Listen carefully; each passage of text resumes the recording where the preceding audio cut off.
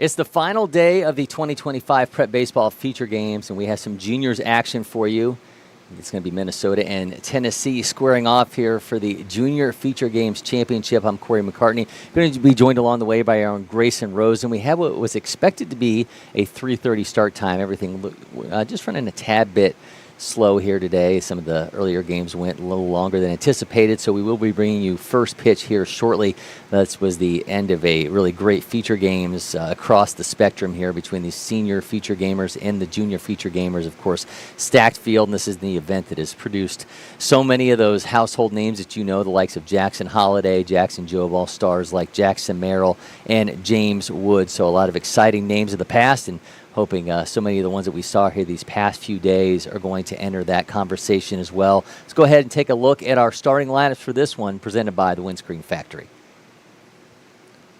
Minnesota will lead things off with Tucker Zydowski. Then it's J.J. McEnemy, Cade Vanek, Owens Brookins, Abe Hansen, Keegan McDermott, Cooper Tapp, Sam Dreeman, Roman Chiphart, Cam Vafilla, Ari Miller, and Tate Johnson. Meanwhile, Tennessee leads off with Parker Cates, followed by Knox Johnson, Mason Kelly, Barrett Gates, Colin Haskins, Cannon Jewell, Brady Sumner, Luke Davidson, McLean Garner, Barrett O'Brien, and right-hander Trey Fowler will be on the mound for them. Did not get the pitcher for Minnesota, but we will get that squared away as soon as our action gets underway here on Field 10, our championship field here from the LakePoint Sports Baseball Village. Fowler going through his pregame warm-up pitches right now, ready to bring you first pitch in this one. Again, expecting this is going to just be moments away. I'll be joined here just a moment by our own Grayson Rosen. Going to take a break audio-wise here in studio, and we'll rejoin you when we have first pitch.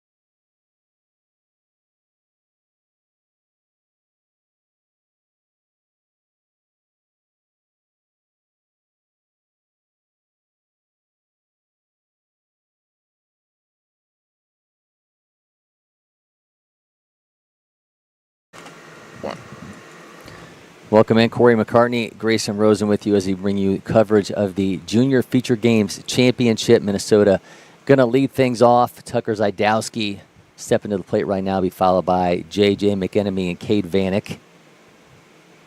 First pitch out of the hands of Trey Fowler, in for a strike. Feels so interesting just getting to this point in the summer. Getting to kind of the final big day of the summer for us in our coverage here. Feels like, you mentioned, it feels like the last day of school. Yeah. You know what it feels like to me is when you're watching the Olympics and you get to that last day and it's like the U.S., the men's basketball championships going on. You get excited for that, but then you're like, there's nothing after this. Yeah. Yeah. We don't have a closing ceremony, although I should talk to Sean Duncan about us having a closing ceremony for the feature games. Yeah. I don't know that people would stick around. I don't think anybody would want to stick around. This tends to be after Saturday night, pretty well clears out. Yeah, as I was talking to some of the state directors from the teams who's lost in the semifinals of this one, and I said, you guys are supposed to wait around and clean up. That's how this is supposed to work. They didn't like that very much.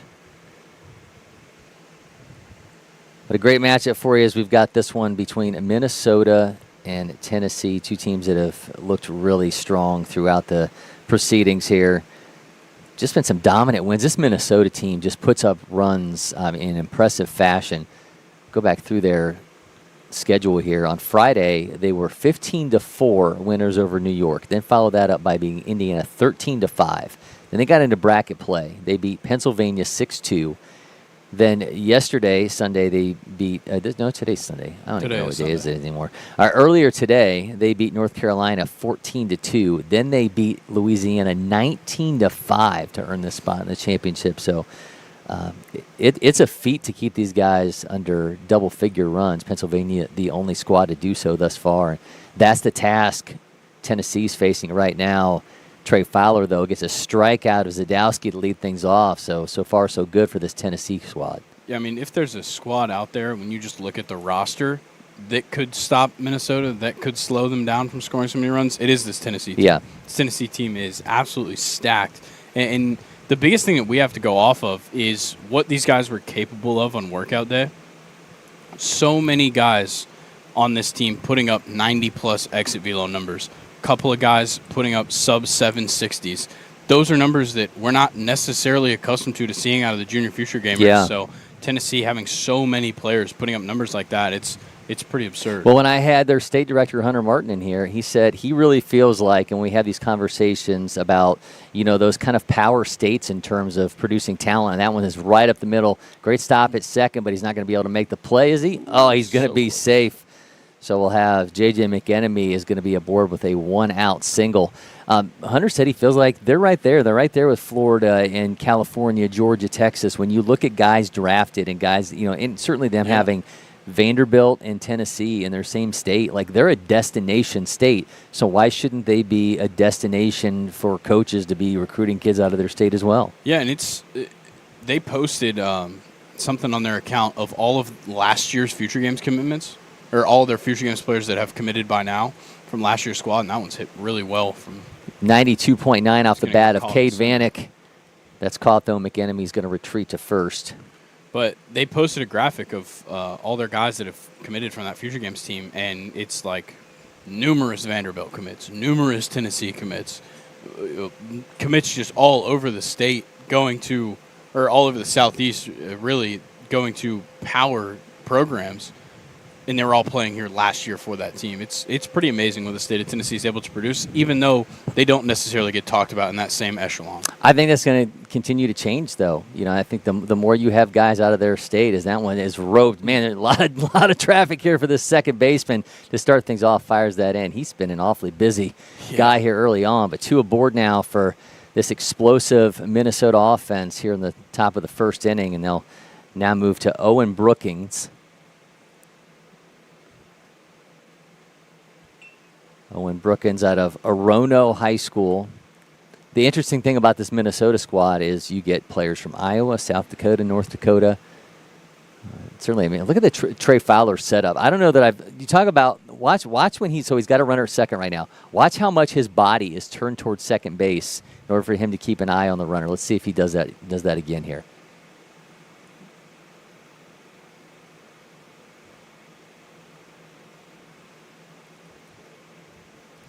I don't know how often I've seen a pitcher with this setup, if this is his normal setup. Yeah. Look at this. He does really open himself up there. there. Completely does. He can absolutely hold that runner at second just by virtue of how open his stance is. And then throws a really well-placed pitch right there. Surprised you don't see more guys doing that. Yeah, I think it's actually a really good idea. I mean, then you're not having to worry about kind of that weird head turn, that awkward spot that you put your shoulders in when you're trying to do that. Can certainly affect your ability to go. And they tried a back pick. He got a huge lead there at second, but on its way into center field, but no harm, no foul. Both runners will stay put. It seemed like the runner just kind of second-guessed himself. If Brookins gets aboard, we'll see Abe Hansen. Not a lot of Abes this day and age. No, you don't really run into them. Tennessee's hoping they don't in this inning. I believe his name is Abram. That's his full name on the roster. He went by Abe on that. Yeah, man, that right side of the infield's getting worn out. Keeps the runners in place. So now the bases will be loaded for big Abe Hansen. 5'7", 155 out of Champlin Park High School in Minnesota. There's only one out, right?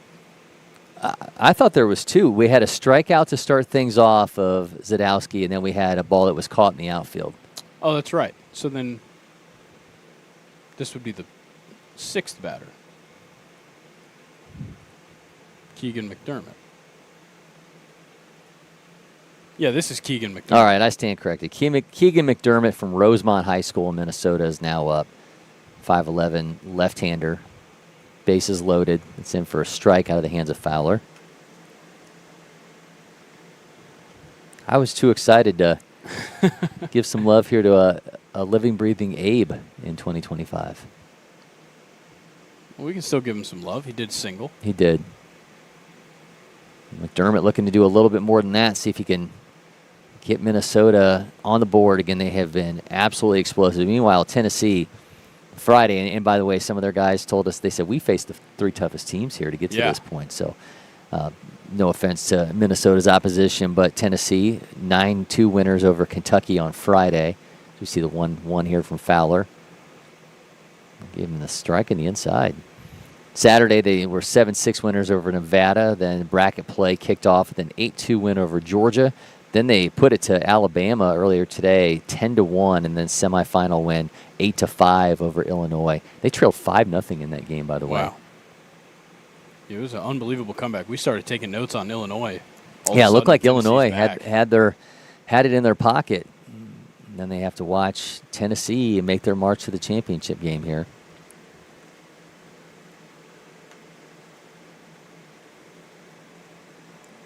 Of course, while this is going on, the Baseball Hall of Fame induction ceremony is going on. Billy Wagner, who I got a chance to catch up with last weekend while he was here coaching Virginia Canes, among today's honorees. McDermott puts that in play. Is that going to be down for a base hit? Sure is. Yeah, meets him in the middle of that Bermuda Triangle there in right field, and that's got Minnesota ahead 1-0 off the bat of McDermott. And they're playing it really safe on the base paths right now, not trying to stretch out anything too crazy, not be overly aggressive. I think a lot of coaches in that scenario are going to send that runner from third, but they're very much playing base to base with 2 outs, trying to just keep things alive. We'll get our first look now at Cooper Tapp from Staples Motley High School in Minnesota. You love to look up famous alumni. I would be interested to know as Tapp drops that down, another base hit, another run for Minnesota. They've just kept the train moving and now up 2-0 here in the first. Yeah, they're seeing these pitches really well right now. I'd be interested to know some of these schools in Minnesota what the famous sometimes alumni are. This just isn't a part of the country that we often get to go to on these. Let's see who's up next in the order. We'll see what they're working with. Is it Sam Dryman? This is Sam Dryman out of Cretin Durham Hall High School in Minnesota.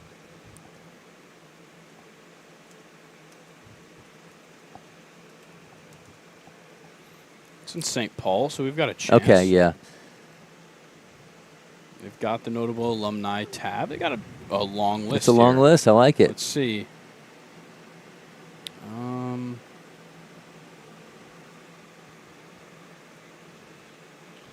Dreamin' 5'10", 142 is at the plate right now. A couple of mayors of St. Paul. Okay. They have the 9th Archbishop of St. Louis. Nice. There is athletes, but none of them big names from what I can see. Josh Hartnett's on that list. Oh, Joe Mauer. Okay, there you go. I was wondering if Mauer was going to be on someone's list in Minnesota. Really gets no more notable than that in Minnesota. Yeah. Paul Molitor as well.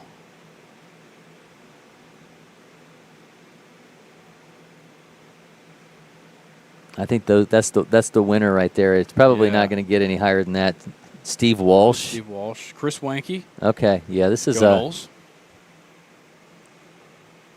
wonder if Dryman's a quarterback. That one's going to get past the nice flip. He got the ball, stumbles, holds on to it, brings it into the inning.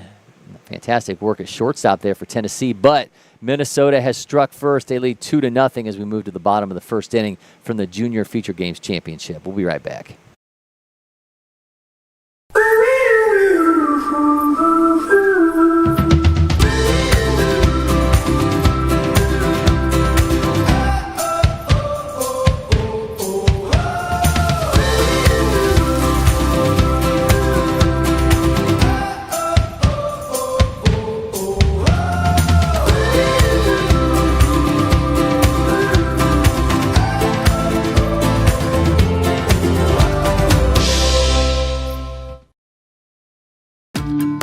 Windscreen Factory, more than just windscreen. We're a full-service sports facility contractor. We manufacture windscreen for sports and construction, do fence repair and installation, and fabricate field netting and batting cages. In addition to manufacturing the products, we also install upon request. We make safety padding for backstops, rails, and walls, as well as full-service print shop with logo, branding, and signage capabilities. Please call us for a quote today. Tennessee will lead things off with Parker Cates, followed by Knox Johnson and Mason Kelly. Minnesota, meanwhile, will look to the mound where they'll have Owen Brookins. Got Owens with a fastball around 79, slider 62 to 63. He's got a changeup 66 to 68. So we'll see what the lefty has in store for this Tennessee lineup. Again, they were 8-5 winners over Illinois in comeback fashion in the semifinals. Cates definitely a worthy leadoff man. He's got the fastest 60 time of anybody in this game at 6.82. At such a young age, you can only assume that number's going to go down.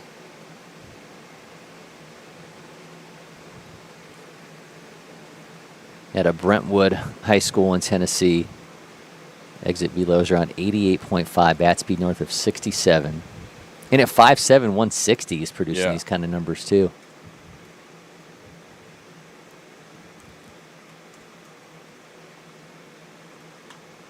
Brookins misses on his first pitch.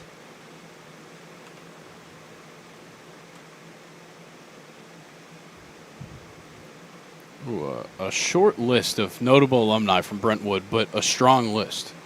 Kesha, singer. Oh, there you go. Kesha. And then Robbie Ray and Brian Reynolds. Oh, wow, both went to Brentwood. What about Orono High School where Owens Brookins goes? Let's see. Owens got a 3-0 count here against Cates. And he will be followed by Knox Johnson.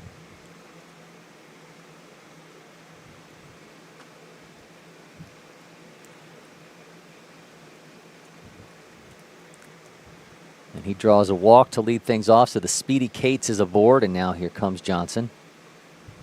Not seeing anything for alumni from Orono. Okay. I believe it's Orono Senior High School. Knox Johnson now to the plate from the Baylor School, 5'8", 165-pound righty. Misses high.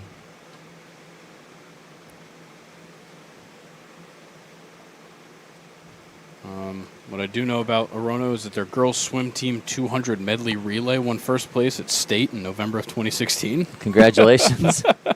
They still tell tales. Yeah. Still tell the tales. girls soccer team won the state title in 2009. Okay. Girls softball won the state title in 2008. So the girls sports at Orono, Next level. very strong. Next level. Very strong. 1-1 here to Johnson. That one is sent down the third base side foul.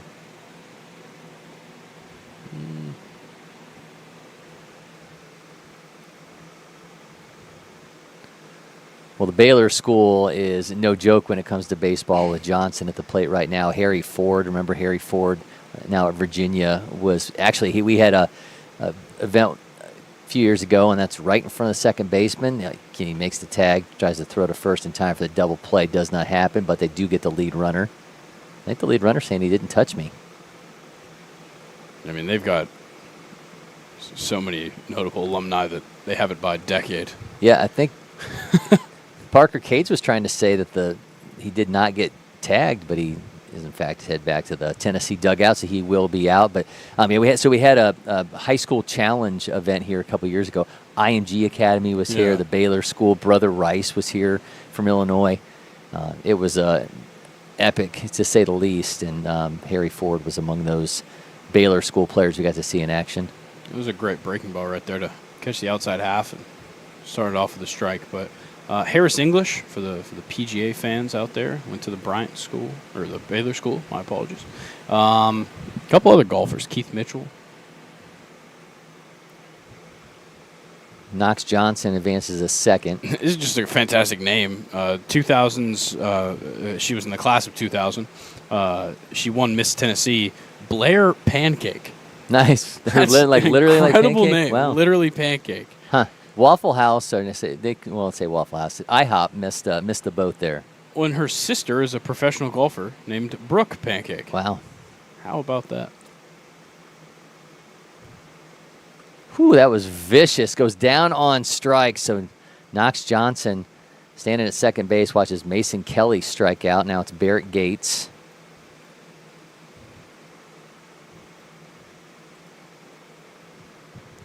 Imagine the pressure if your last name was Pancake among your ability to produce breakfast food. Yeah. If like you couldn't, I think you have to be successful in some manner. Yeah. Or else that is what you're reserved to is IHOP employee. Yeah. I mean, I would anticipate they would be next level. That's Barrett gonna Gates drop. puts that down in the corner.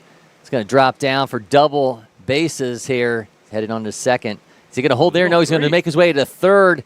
Barrett Gates trucking. He's got himself an RBI triple, and we've got a 2-1 ball game. Must have been some problems picking that ball up over there in the left field corner. We couldn't see it on our cameras, but he sure flew around the base paths. And Are they got sending himself it back an to? RBI I think they're sending it back to second. Oh, okay. So one thing for anybody who – no, I think they're just giving him his courtesy runner. Oh, okay. I thought maybe they were sending him. I thought because of the opening in the outfield there, the ball went there, and they were stopping him a second. But people have not been to the facility or maybe haven't noticed it. Once you get past the bullpens, there's just an opening at the end of each field, and the ball can leave that area on the field, and it would be a ground rule double in that case. So Barrett Gates out of Good Pasture Christian comes through with an RBI triple. Barrett behind the plate for Tennessee, so he gets the courtesy runner. That'll give us a look now at Colin Haskins out of Westview. Another catcher, pop time down to 197. Gates, who we will see behind the plate, 183 with a 76 catcher velo from a 2029. Yeah, that's an incredible number to see. Ropes that into center field. It's going to be down for an RBI single. So Colin Haskins and Barrett Gates both coming through with RBI. Now we've got a 2-2 game. 94 exit velo on that single right there. So impressive stuff to see. I mean, that's what he did on workout day. And he was up to 93.2 on workout days. So Colin Haskins outdoing himself here in the championship game. Now Cannon Jewell. Cannon told me pregame, he said, people, I tell them my name is Cannon, and they say, what? And I said, it's a Southern thing. Yeah, there's a lot more cannons down here. Obviously, Cannon Golden. Yeah, especially at the top of Kennesaw Mountain. Yes. There's a few of them up there. More. When you go up there, don't you ever wonder, like, how did they get these things up here? Like, they literally had to drag them. Yeah, they just had to push them. Yeah. It's impressive. Probably an ox, maybe. Something, yeah. Well, this Cannon looking to make some noise here. The runner at second base. Got a 2-2 game. Tennessee striking back here in the bottom of the first. Back-to-back RBI hits. See if he can make it 3 in a row. Try to put Tennessee up here with 2 outs in the first. Miss high from Brookins. Cannon from Briarcrest Christian. We got to exit velos at 89.5 out of workout day for him. It's nice to have these games and at least have some metrics on these guys. Yeah. It's something we run into a lot with the 14U age group, at least before we get to this point in the year, where you can't really find many numbers on them. That's going to give him a strike on that one. So it'll be interesting now as we flip towards the fall schedule is we'll see some of these guys kind of sprinkle in on their travel teams. So we will get to revisit some of these players who were junior feature gamers getting a chance to come out here in the fall and play. Yeah, I'm sure some of these Tennessee guys will be guys that we end up catching at some point. So Jewell draws the 2-out walk. Be runners at first and second now for Brady Sumner. Sumner from Collierville. I brought up this graphic of future games commitments from last year's that's Tennessee impressive. Future Games team. It's unbelievable to see 5 Vanderbilt commits and 3 Tennessee commits and an A&M commit, Cincinnati, Air Force, Virginia. You got Jacksonville State, Virginia Tech, amongst many. I forgot others. Eli Dickey committed to Jacksonville State. Yeah, that's impressive. Yeah, pretty amazing. 0-1 count here to Sumner. You got one of Eli Dickey's former, I guess, those are the 26s, right? Yes, those are the class of 26 guys. Yeah, so it would be former teammates since, well, I guess Eli Dickey's got one more year left, so we'll have one of his upcoming high school teammates is on this Tennessee squad. Can't quite get a feel on that curveball. It hits it every once in a while, but it's gotten away from him more often than not here. Early on, 2-1 the count here for Brookins against Brady Sumner. Luke Davidson in the on-deck circle. Runners at first and second. Seemed like maybe he wanted to steal and maybe just lost his footing or was just trying to throw him off. Couldn't quite tell. Certainly a very different dynamic for the state directors in this event than what they were doing for the feature games and junior feature games. Yeah. As opposed to just getting a guy out there for 2 innings, you're in win mode. Runners are going to go. And they both take off. Have a full count now to Sumner. Again, Luke Davidson in the on-deck circle. Still a number of cars over at the Champion Center for the Georgia Outdoor Network Outdoor Blast. But it's held inside. Yeah, we're looking for an outdoor blast somewhere in this game. 3-2 count here to Sumner.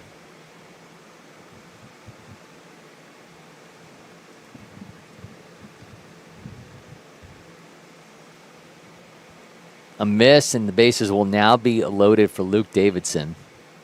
It's been interesting to see how each team's kind of gotten to this point because we saw both of them with bases loaded and 2 outs, and obviously that's where Minnesota did most of their damage. But Tennessee already done the damage to this point with a couple extra base hits, and now going to see what they can do with 2 outs and the bases loaded.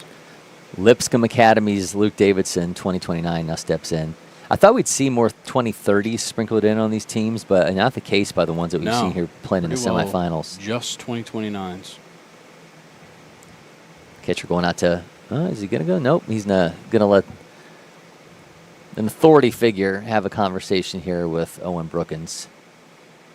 The base is loaded and Luke Davidson ready. We've got Davidson with an exit velo of 90 from workout day, bat speed north of 70 miles an hour. Had video go up today with Jaden Pearl, who was playing in his second feature games for Tennessee. Exit velos of 106 miles an hour for that guy. Incredible.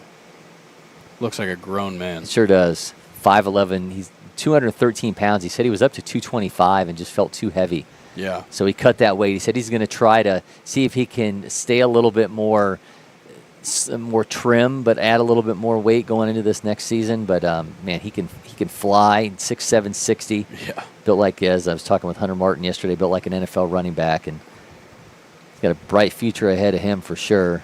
And I think the common person out there probably wouldn't be like, oh, there's such a huge difference between 220, 225, and 215, but there's a massive difference when you're as athletic and using your body at such a level like he is.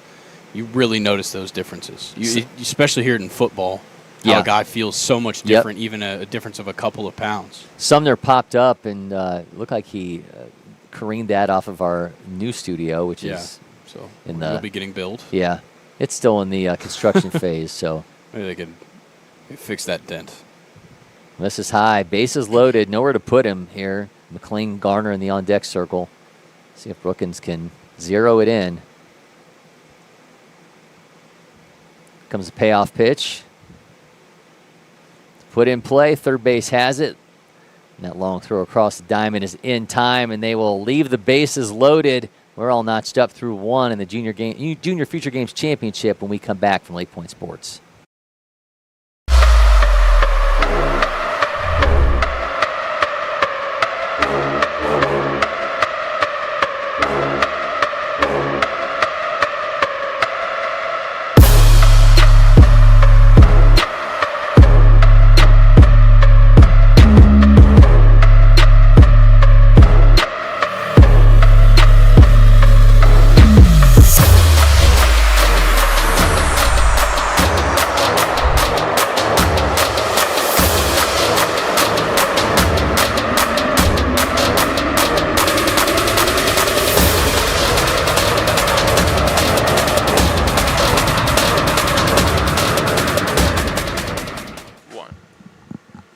Test your athletic, cognitive, and baseball skills at TrackMan, Proteus, and more. Visit the Curve Test Center on the LakePoint Sports campus or sign up now at curvetestcenter.com. Don't miss this chance to level up your game.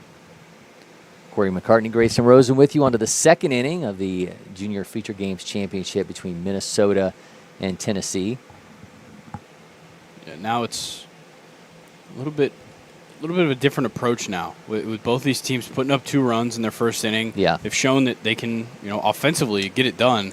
Now you're going to see if these pitchers can really just pull things back together and lock in. You're going to see us drink water a lot Yes, on this. it's very hot. hot. Yeah, I think Very hot. today's the hottest it's been of any day of feature games, which technically started on Tuesday with the arrival of the seniors in some of their games that day. But we also did the 17U championship game that day. So we did the 17U championship on Tuesday. Yep. We did the workout day watch party on Wednesday. And then we did feature games watch parties on Thursday, Friday, and Saturday. And now we're here with you Sunday for the Junior Feature Games Championship. And we'll be back next weekend. Yeah. We never left. Nope. We would have to leave to be back. That's so true. if you're just always here, then you don't have to get up if you never get down. That is true. We really never slowed it down this week. Where are you at in the order here? This is Roman Churhart. Roman Churhart. You got to have a little more faith in my typing skills here. Roman Churhart from Woodbury High School. Ropes. Roman rips that down into the corner. 87.9. Hit off of his foot. Did that hit off of his foot? He's going to be standing at second base. He's going to get more than that. Churhart's heading into third. There's the throw. It's in plenty of time. Got him trying to extend it from a double into a triple. So Roman Churhart, I'm going to be beating that one all day long, is out for the first out. That's a fantastic recovery out there. It sure was. Field. Looked like it hit off of his foot and glanced away, but able to hold on in left field and get Churhart trying to extend that into a triple. So now 1 down as things turn to Cam Favilla. One of those things that could just prove so costly early on in a game like this where both teams have showed that they can score some runs and lose out on a potential run-scoring opportunity with that. Cam Favilla from Blaine High School in Minnesota is now up. Catcher with pop times, then a 205. Exit velos around 86, trying to get something going here with 1 out after Churhart was thrown out at third. Ropes that down the right side. I'll admit, I don't know much about Minnesota's geography, and certainly not their population distribution. But would you say that most players on this team are probably in that Minneapolis-St. Paul metro area? I would imagine so, Okay. yeah. Aside from the guys who are from South Dakota and North Dakota. Yeah, of course. I think there's an Iowa name as well.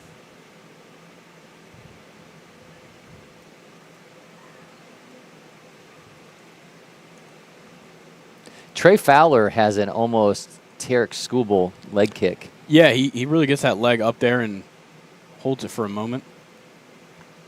Yeah, Skubal's leg kick is a thing of the past. Nice to see it back maybe in vogue here.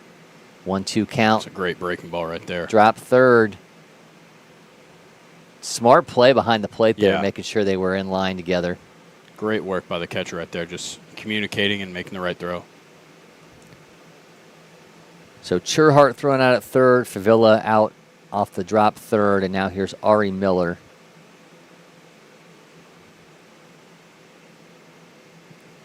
It's a quick-moving inning with that triple being stolen away by the great throw out in left field.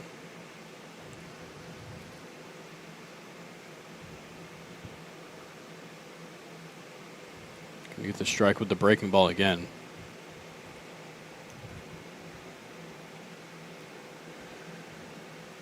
See what he brings on 0-1. He's going to miss outside for the ball, make it 1-1. Miller is from Adena Senior High School in Adena, Minnesota.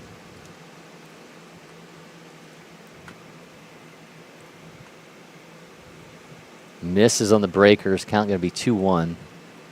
So good school for athletics. Okay. Okay. A lot of names, not necessarily the biggest. That's just how that goes, but let's see. That one is put in play.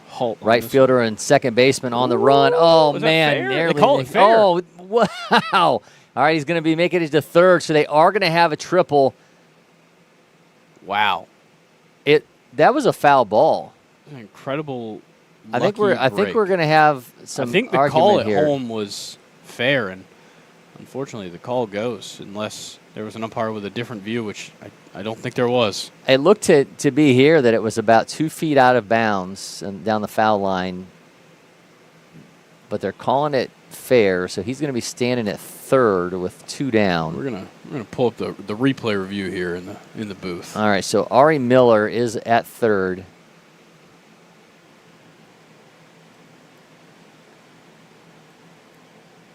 It's not working. I don't know. It does look like it was in. That looks like it was fair. It was That's fair. the ball Great right job behind the plate. Nice call. Yeah. The right call. So Ari call. Miller did get that triple, and opportunity for Minnesota to cash in now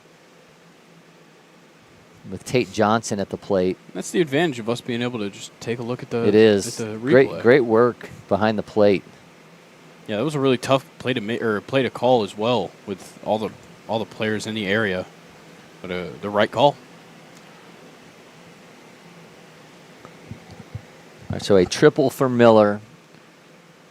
Now Tate Johnson looking to put Minnesota up here with 2 outs in the second.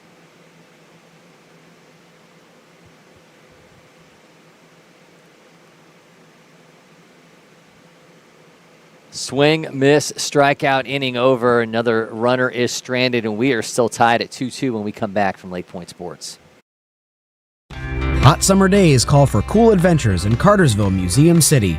Beat the heat indoors with jaw-dropping exhibits at Telus Science Museum and the Savoy Automobile Museum. Hit the water at Terminus Wake Park, kayak the Etowah River, or head to Lake Allatoona for fishing, boating, and unbeatable lake days.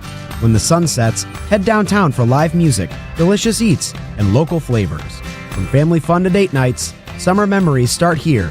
Plan your trip today at CartersvilleMuseumCity.com.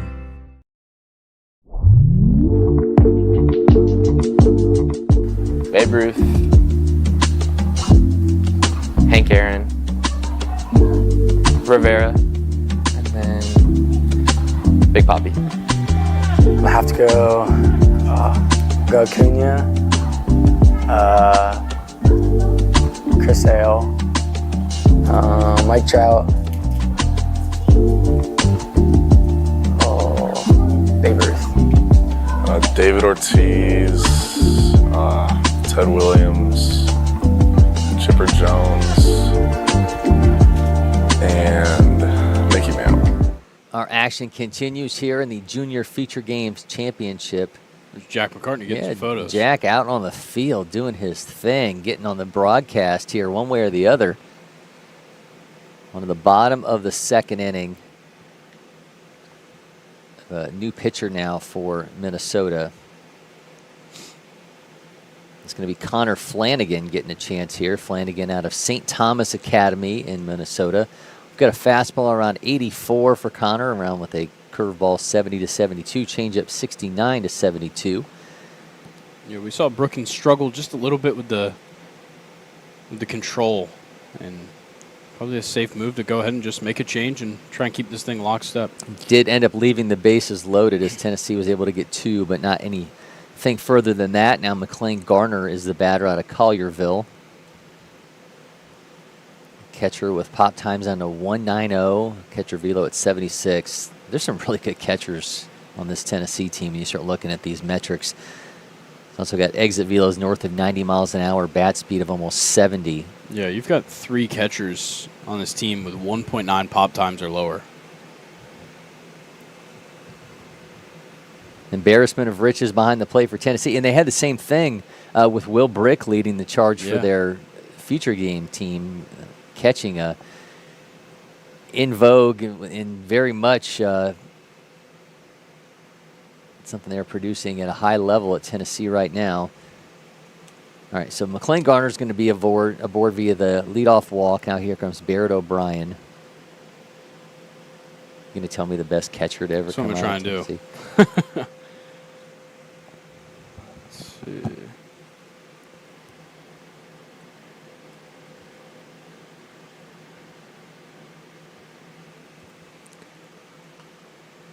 Oh, 1 count here to O'Brien. Liberty Creek It's in for a strike. Counts now 0-2. Brian pushed exit velos up to 90.4 during the workouts. He's trying to move along. McLean Garner, who drew the leadoff walk. Ooh, puts that in play. Yeah, drew the first baseman off. A little hesitance there, but he's taking off for third. So McLean Garner is going to be holding at third. Barrett O'Brien now at first. Good work right there, just being patient and putting it where they're not. In a regular shift, that's certainly a ground out, but that second baseman pulled over to second base. It was a huge move. Best catcher out of Tennessee in MLB history by B WAR. Tim McCarver. The broadcaster, longtime broadcaster. Went to Christian Brothers High School in Memphis and then the University of Memphis. Should later passed away in Memphis. Parker Cates is back up for the second time.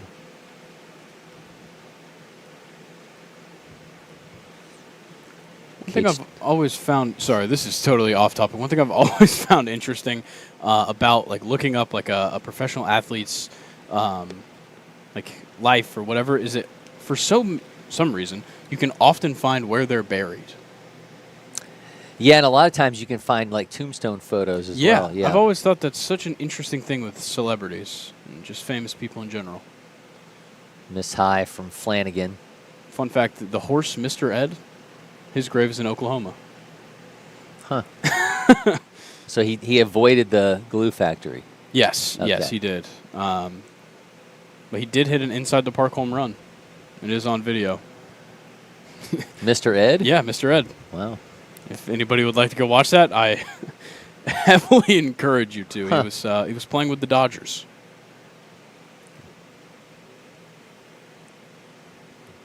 Might have to check that out. I've never written. Might have to show you it during a commercial break. Okay. Here.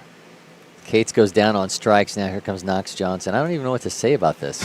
it's pretty ridiculous. This was like, do you think this is how they got the idea for like, there was a movie called Flubber that was like back in the day where they would use, there was like they had the horse doing stuff. So, yeah, there you go. Yep. Mr. Ed. We're going to.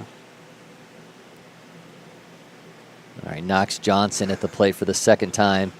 Johnson is 0 for 1. He skies that 81.7 off his bat. He's going to have to take off. That's going to be put in play. Second base has it. Glisten in the Sun's able to catch that for the second out. Yeah, much needed out right there. Puts them in a much better spot now with these runners in scoring position.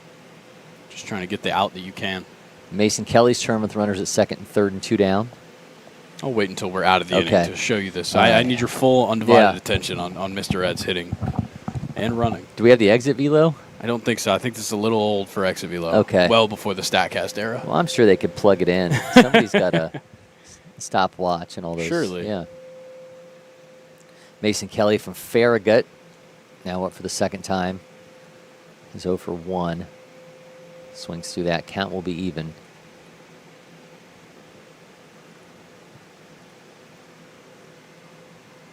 So better baseball player, Air Bud or Mr. Ed? I mean, you haven't seen the evidence yet, but I would go with Mr. Ed. And Mr. Ed did it with the Dodgers. Strike. Yeah, that is true. It was a batting practice, I'll admit, but still. But Air Bud was like a multi-sport He was, athlete. yeah. He's probably the better athlete overall, Yeah. but I think maybe Mr. Ed has the edge in baseball. They're actually bringing back Air Bud. Are they really? Yeah, there's a reboot coming. Huh. Son of Air Bud? I think it's called Air Bud Returns. Is it it's not the same dog. No. Okay. No, I think they've maybe had multiple. Oh, well. Yeah, Air Bud Returns. Wow. 2026 basketball. Going back to his original sport. There you go.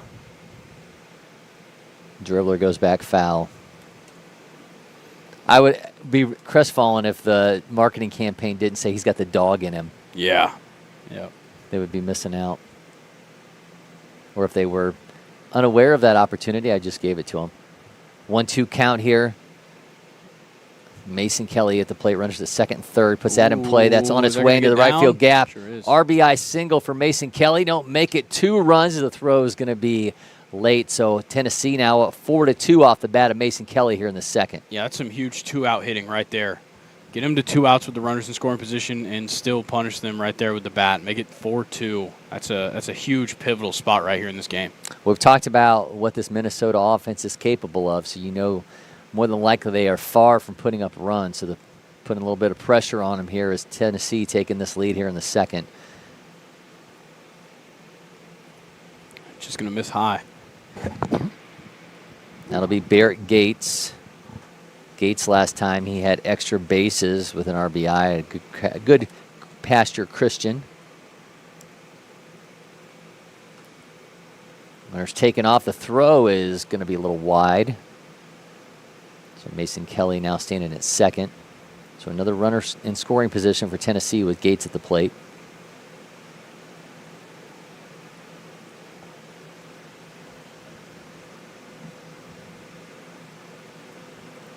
Big swing to make it 1-2.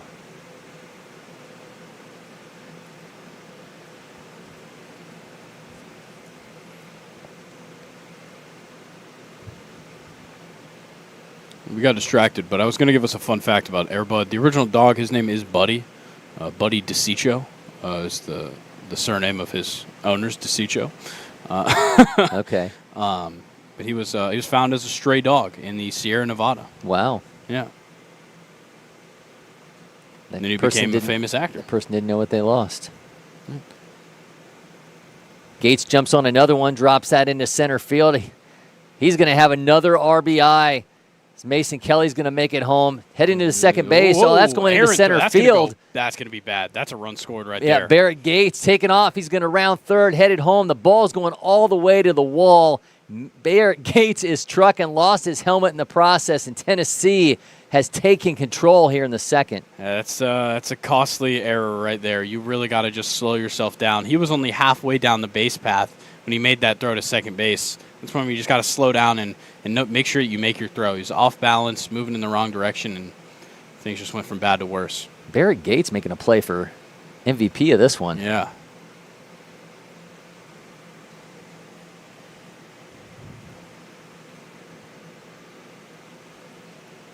From Gates to Colin Haskins. Haskins had an RBI last time he was up.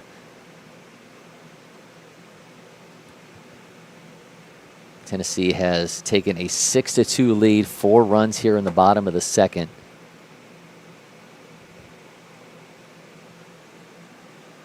Drops the curveball in for a strike.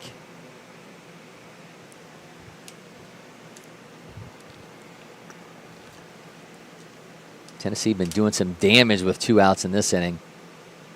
The drop third and the throw to first will end the inning. Tennessee has taken control. They lead 6-2 when we come back for the third inning of the Junior Future Games Championship.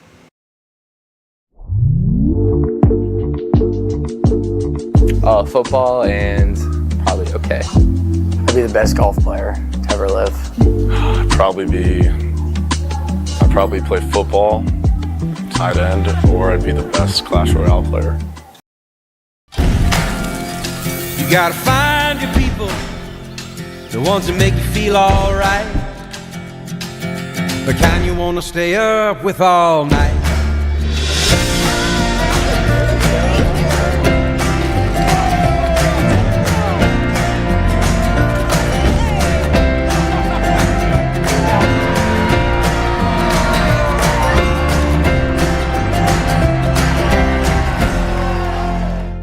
At IHG's Holiday Inn Express, you can take on Miami, Mexico City, or Minneapolis.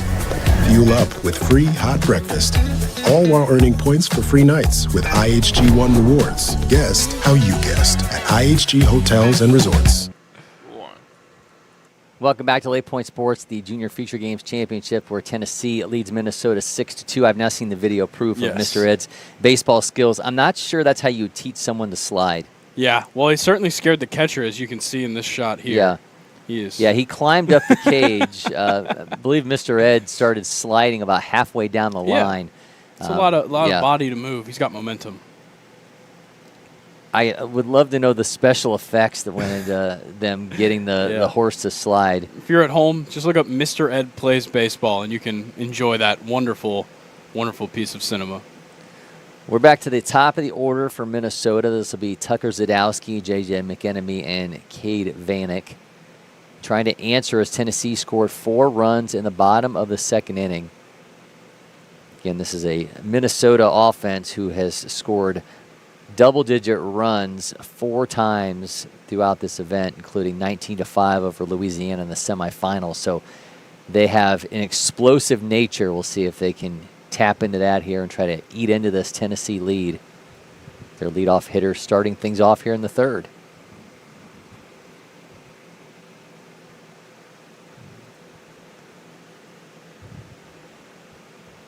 I'd be impressed with Trey Fowler.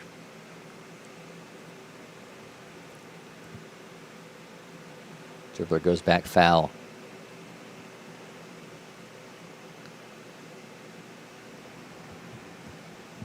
Not really sure I can think of another animal who I would be interested in seeing playing sports. Besides, we've already talked Air Bud. Maybe some sort of primate. Yeah, that might be the only other thing.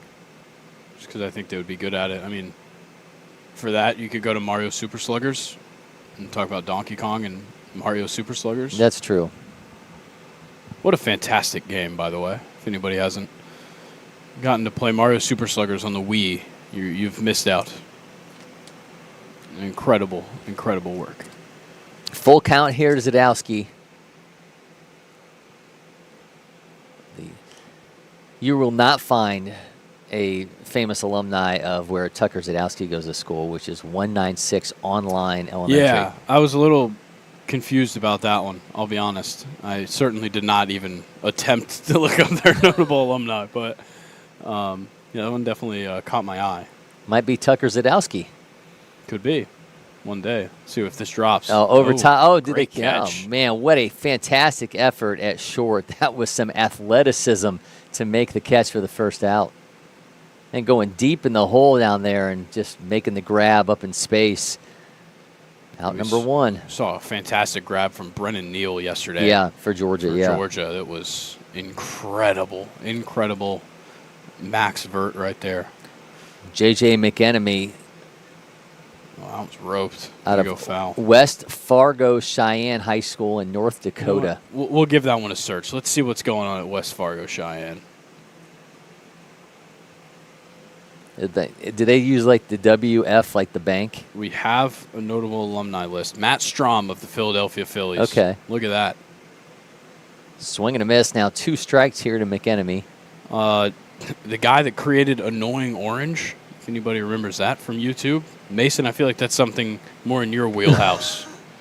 Repeat what you said again? The creator of Annoying Orange went to this guy's high school. Oh, Jesus. Yeah. I don't know if you want to be associated with that. No, we're not going to bring up Annoying Orange. Okay, we graduated in 1997 from West Fargo Cheyenne High School in North Dakota. But J.J. McEnemy puts it in play. Good one. Shortstop has it. Be out number 2. He's been responsible for the first 2 putouts in this one.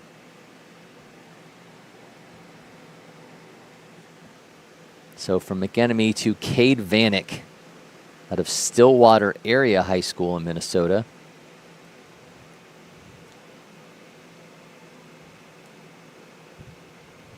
Speedy inning thus far for Trey Fowler in Tennessee after taking the lead. And that's certainly something you want to see. After you had such a good offensive inning, you're going to love to see a quick one from your pitcher. Fowler drops that in for a strike.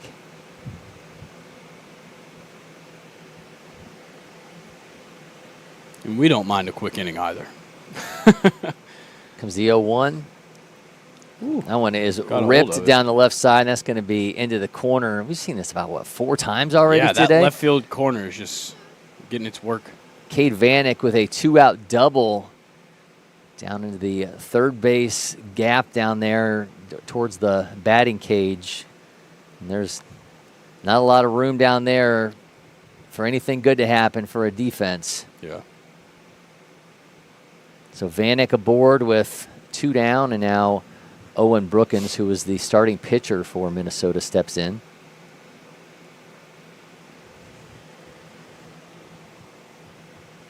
Yeah, we've seen some lasers down the foul territory here early on.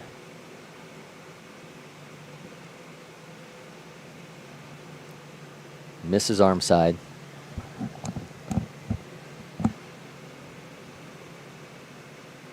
Had a 2-2 game going into the bottom of the second, but Tennessee struck with 4 runs.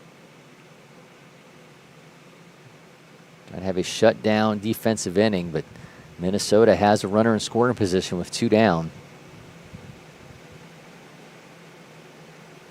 Yeah, first time around, Minnesota found a lot of their runs and just a lot of their production in general going base to base, playing small ball, finding their small spots, finding the right pitch. And right now it just kind of feels like when one thing can't happen, you can't really do that. And right now Minnesota just can't make that happen. But Tennessee, when you're going off these big plays, and obviously that big mistake throwing that ball out into the outfield obviously adds to the effect. But Tennessee's done a good job of capitalizing on big momentum shifting plays.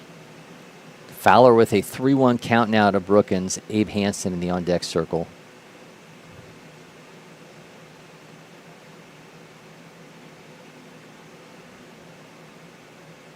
Well, I almost just golfed out there. Yeah, that is roped. Into center field. Now, Caught. be an inning-ending catch. Tennessee holds on. They lead 6-2. We'll be back with more from LakePoint Sports.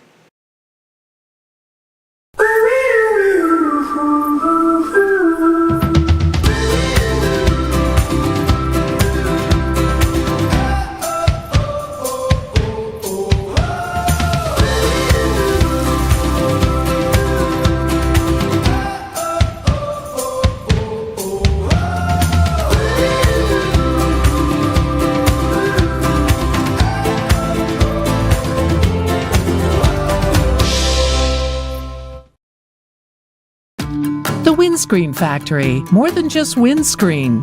We're a full-service sports facility contractor.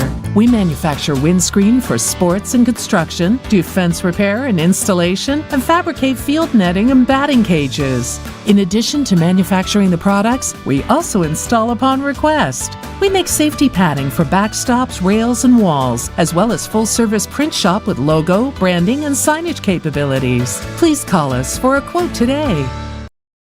At IHG's Holiday Inn Express, you can take on Miami, Mexico City, or Minneapolis.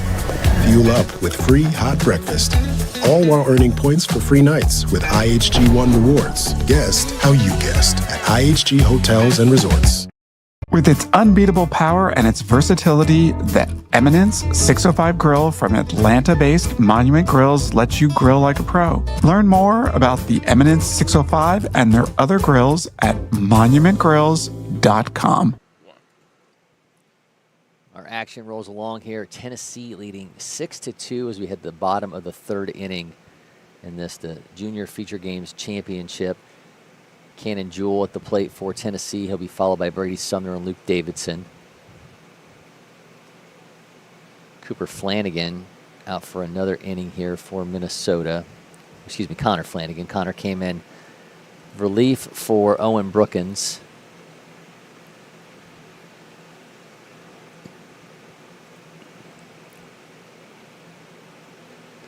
Brookins exited with after straining the bases loaded, and Flanagan's first inning, Tennessee was able to jump on him, produce 4 runs to take this lead.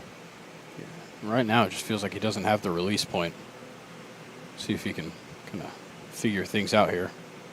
Still not quite finding it. Misses low, counts 3-0 here to Jewell.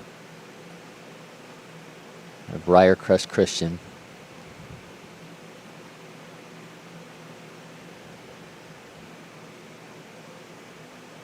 Another miss. Jewell will be aboard via the walk. Yeah, there's 4 identical misses there for the walk. 5 walks issued thus far by Minnesota pitching. Yeah, that's something you just can't see. When you add that plus a couple of errors in the field, it's pretty good evidence to why they're down by 4 runs right now. Oh, and that's crushed. He just left that one floating. Yeah, that's a rocket off the bat of caught. Brady Sumner, but it will be caught in deep left center. So Jewell makes his way back to first. There'll be 1 down now for Luke Davidson.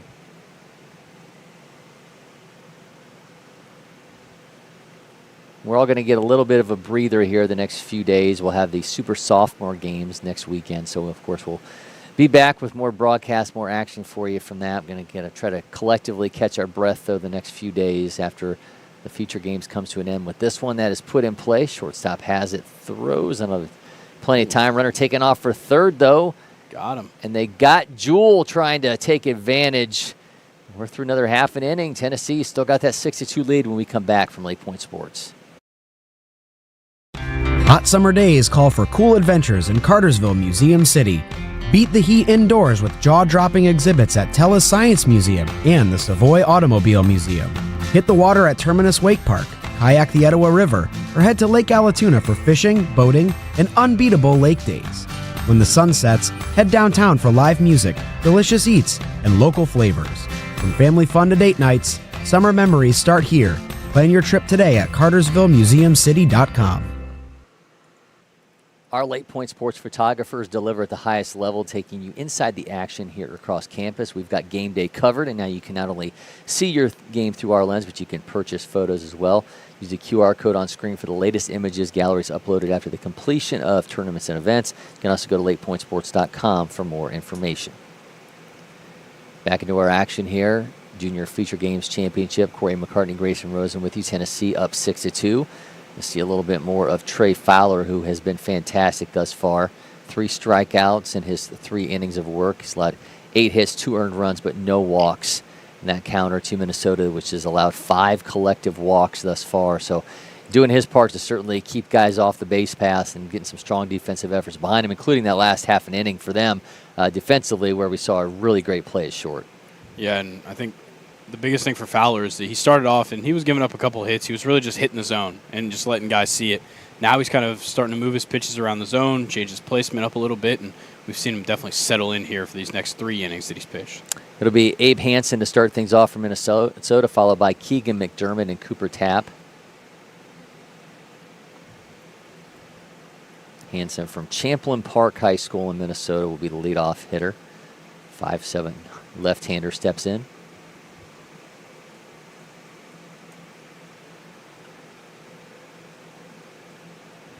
Fowler just misses 74.8 out of his hands. Here we got 3 names on the notable alumni list. We have McKinley Wright IV, Timberwolves point guard, Raymond Humber, NFL linebacker, and Jamie Hirsch, American journalist for the NHL and MLB Network. Tries the diving attempt in the first base, but still going to get out. So the ground out to start off the inning. Hansen's out. Here comes Keegan McDermott.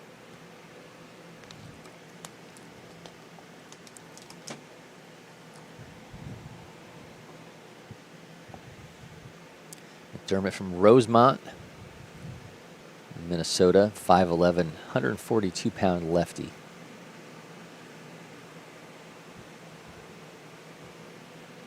That's in play.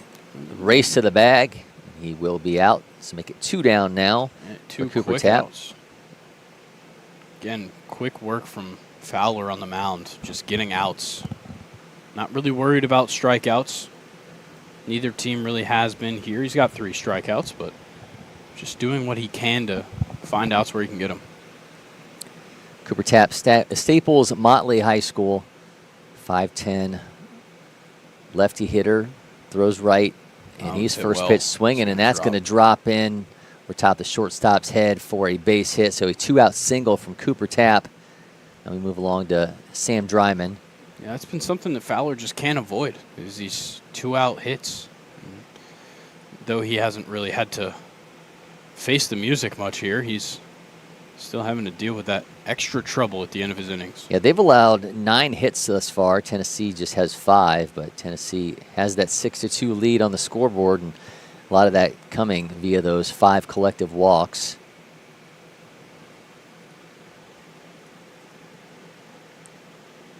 Dryman, Cretan, Durham, Hall, 29. Try to build off that single. Cooper Tapp. So what are you going to do with your few days off here as we get ready for Super Sophomore games? Go through photos? Yeah. Try and enjoy myself. 1-0 from Fowler. It's just going to be kind of weird not being here. Yeah. That's going to be the weirdest feeling. You going to get to the movies? You going to do anything like that? I might go to the movies. Who knows? I need to watch Happy Gilmore too. I haven't seen it Well, yet. you can watch that. Yeah, I can watch that at at home, of course. But that's kind of next on the watch list. Right now, I'm watching Band of Brothers. Oh, it's fantastic. Yeah, outstanding. So you'll get to watch the Pacific when you're done with that, Yeah, which is the continuation. Not as good as Band of Brothers. I figured. But came out, what, 10 great years nonetheless. later? Yeah. And it completely takes place in a different it's on the part Pacific of the world. Theater and the obviously, European theater. Just a very different feel towards it. A lot more. Yeah. Feels a lot more like Vietnam with them being in the jungle, but the Band of Brothers is just unreal. One thing I absolutely love is just the way that they use color grading and that, and just the way that it the just colors looks change. awesome. It looks insane. It still looks like it was made, today. I mean, it just looks so fresh. It's a major credit to Steven Spielberg and Tom Hanks. I just noticed we don't have the studio lights on. Let's change that. I just kind of looked high enough to notice that. There you go. There we go. Not that it changed. Now we're illuminated. For the viewers. But they can see the lights now. Right in this. Now you guys know that we're here. That's right. 2-2 count. Really loaded up in the back of that box. Yeah, just that little corner there, taking up a lot of real estate. You know who probably despises that is the catcher, as you get worried about catcher interference. Looks like that ball got away from the first baseman on the back pick throw. Yet another thing, just extending the inning. So Tapp now standing at second base. Yeah, how about that Phillies game that ended with a bases-loaded catcher interference? Yeah. Oh, man. First time they said since the 1970s. Heartbreak. With Johnny Bench involved in that one.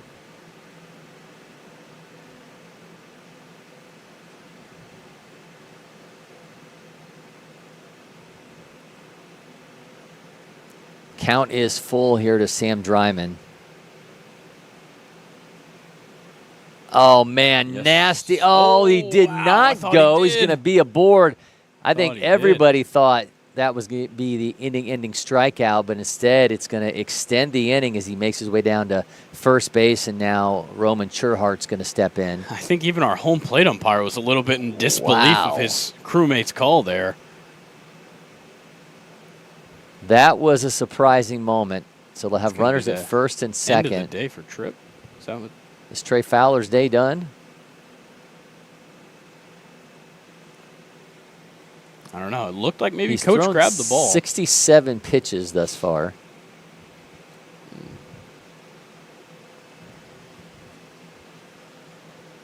Well, Churhart is 1 for 1. He'll step in with runners at first and second and 2 outs here in the fourth. He is going to continue, so Trey Fowler is staying out there.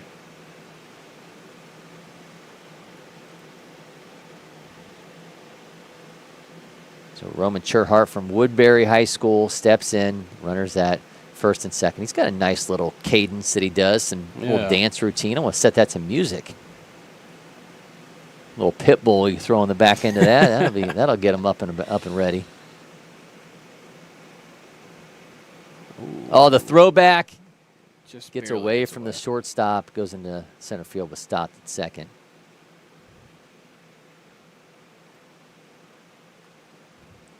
A nice attempt there to get the lead runner, but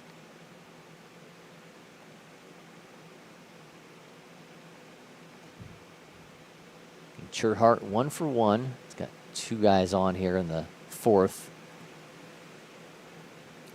Fowler misses.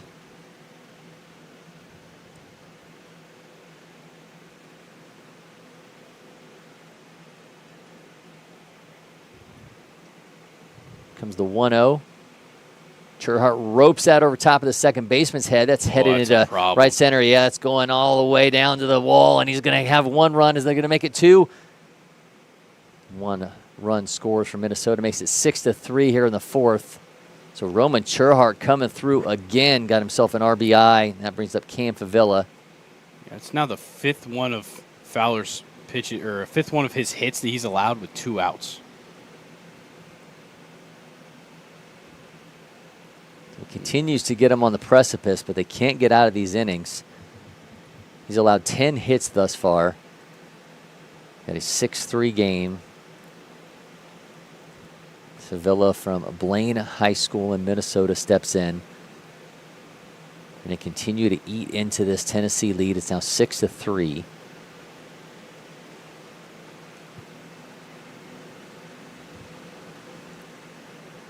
So that was the 6th. The 6th. 2-out hit. Wow. Fowler misses. He's now thrown. Next pitch will be number 70.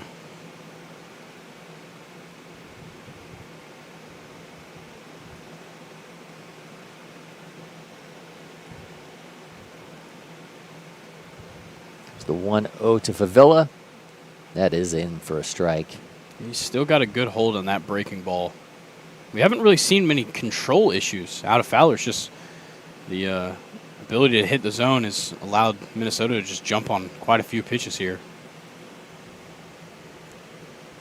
Well, look, considering the amount of runs they've scored thus far, I don't think you should be surprised for their ability to put the ball in play. It's just a matter of how much can you keep them off the scoreboard. And it's done a pretty good job of that thus far with Tennessee leading 6-3. You got to be pretty glad that there's only 3 runs up on the board at the moment for Minnesota, and you got to be even more happy that your offense has put you in this position where you've still got a 3-run lead.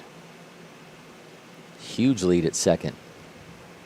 Yeah, nobody's going to be holding him with the runner at third.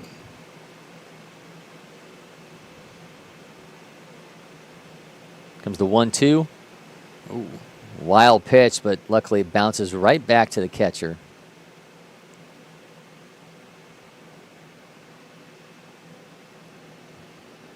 Didn't realize we had that much bounce in those walls. Yeah. In NASCAR, they have like the safety barriers, right? And it's got like the padding, like the spring kind of mechanisms in it. That's what we put in here.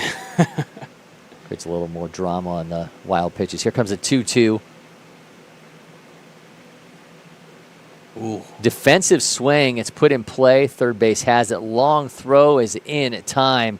So 2 stranded. Tennessee has a 6-3 lead when we come back from LakePoint Sports. You gotta find your people, the ones that make you feel alright, the kind you wanna stay up with all night.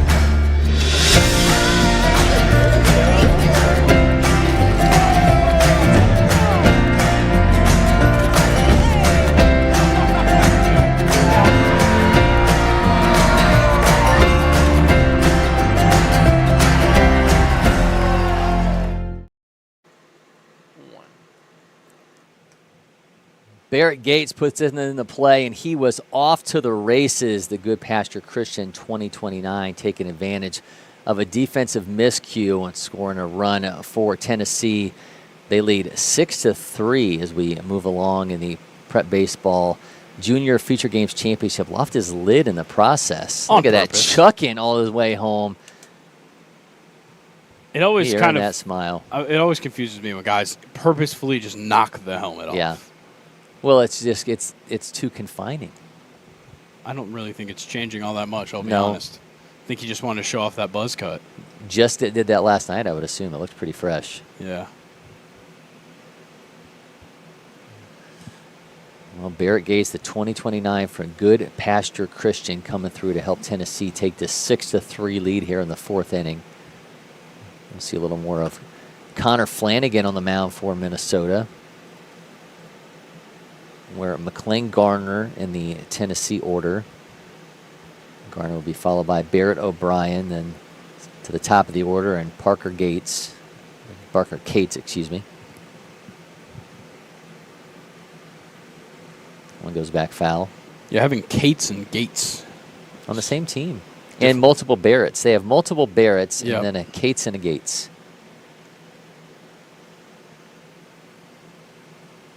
We'll blame Hunter Martin for this. Flanagan misses. Counts 1-1.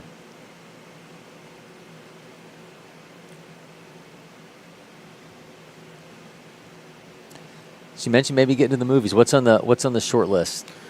I don't know. I can pull up my Letterboxd. Oh, there you go. Have you seen Superman yet? I haven't. Okay. I haven't been to the theater much. I did see Friendship in theaters with Paul Rudd and Tim Robinson. I really liked that. Okay, I'll wait Very good. till that's on streaming. Yeah, But yeah. Superman, very good, worth a watch. Very different take on the character. Yeah, I do need. I have like the weirdest taste in movies. So like movies that I need to watch range from Paris, Texas is a movie that I really want to watch. But then things like Donnie Darko is something I want to watch soon. I started The Brutalist because I do love Adrian Brody. But a movie with a minute-long intermission doesn't need to be that long. I'll say it. I don't think we need modern movies to be 3.5 hours. Barrett O'Brien skies that foul, counts 1-1. I think the last thing I saw Adrian Brody in was he was in the Netflix series Peaky Blinders? Peaky Blinders. Yeah, he was in Peaky Blinders. He was great in that. Yeah. I think Adrian Brody plays potentially the same character in everything. Yeah, I think so. Because he was also fantastic in The Pianist, which is also a very long movie. Yes. But very similar time frame to The Brutalist. 1-1 count here to Barrett O'Brien. Shows bunt, gets it down. Tough play. Great. And he's going to be aboard. Barrett O'Brien, a fantastic bunt. Showed it really late. Didn't give the defense enough time to adjust to it. Now Tennessee's going to have runners at first and second with Parker Cates, the leadoff hitter, stepping in. Yeah, that one does not get pulled off if you have that third baseman and bunt defense. So fantastic work just holding that to yourself. Yeah, wait until the very last second. And fantastic job by Barrett O'Brien to bring up Parker Cates with 2 on, nobody out.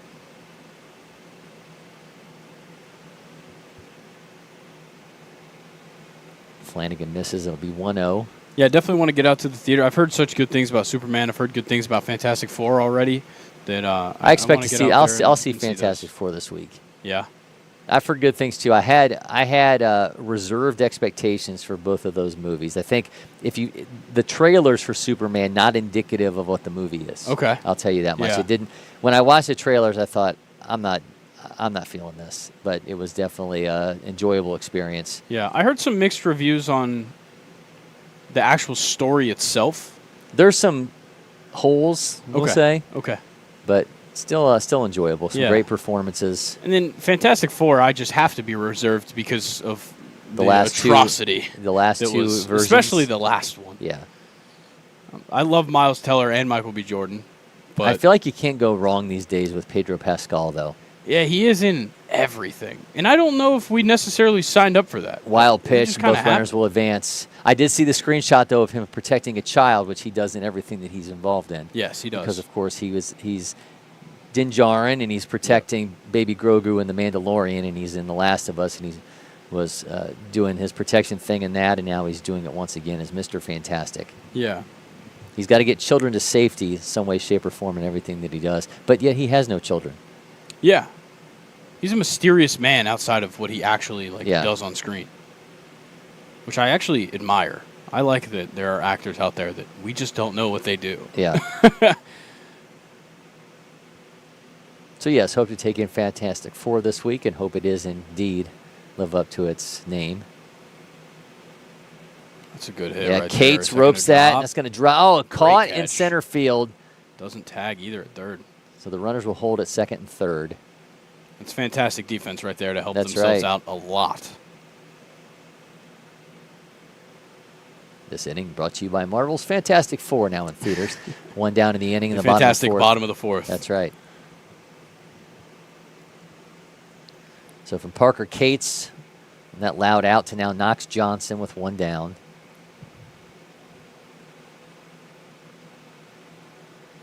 If they don't get a run across here, I think Barrett O'Brien is he's going to go in there with asking for receipts. Yeah.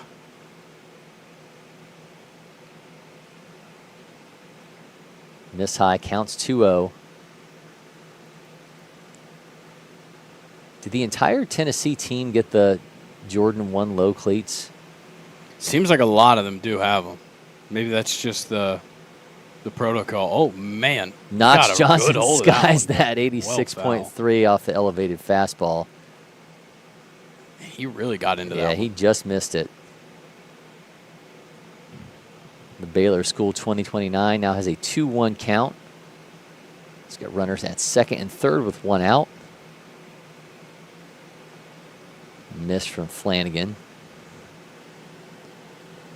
It's so interesting to think about, like, everybody that's been on campus this week and all that, we were joking about like it feels like the last day of school. Yeah, school year's about to start up for all these guys. Yeah, that's true. Very true. Maybe not the Minnesota guys. I think they maybe have a little bit of a later start. Well, the guys from Iowa. I mean, yeah. I had Brandon B in here. That was part of the senior future games. He played his state playoffs 2 weeks ago. That's crazy. Those guys don't get to do so crazy travel baseball like we have here in the South. Ooh, wow. Knox Johnson drops that down 93 off his bat. Him. That's going to be 2 runs. Knox Johnson extends this Tennessee lead. He's taking off for second. One thing you've got to give Tennessee credit for in this one is they have shown a up and down the lineup ability to take advantage of opportunity with some real heads-up base running. Yeah, and everybody's kind of getting hits around there. You got obviously Barrett O'Brien with 2 hits down there at the bottom of the lineup, and then this kind of heart of the order right here has all 4 of them have at least 1 hit. So seen a lot of good stuff. Well, look, right you look there. at Johnson, Kelly, and Gates, and each one of them have driven in 2 runs. Yeah, it's incredible. And like you said, they're just taking their opportunities. We've seen a couple of errors, a couple of miscues, something like that where just the ball rolls away on a little bit of an errant throw or a tough hop to play, and you advance that runner to second base. All of a sudden, you just scored some more runs, but also you have a runner in scoring position with 1 out, and you have a 5-run lead. Things just keep moving in their direction. The pendulum shift constantly happening for Tennessee and just kind of holding the momentum to their side. Well, Kelly will step in. He's 1 for 2 RBI, also has a strikeout. Farragut High School, Mason Kelly, 5'9", 160-pound righty. Exit velos run 95.6. Runner taken off for third. The throw will be late. So another runner advances 90 feet, that much closer to another run for Tennessee.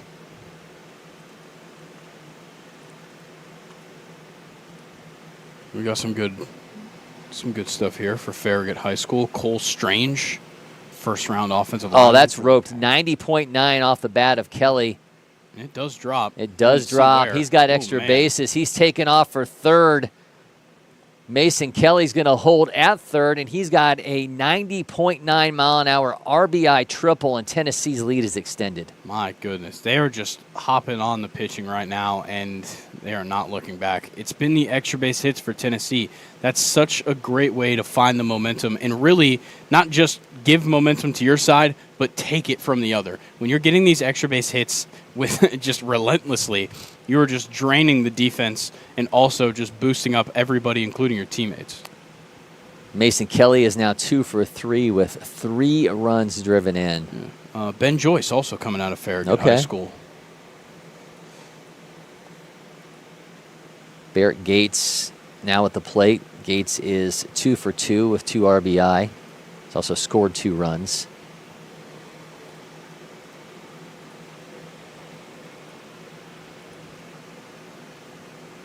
He's got a 1-0 count now against Flanagan.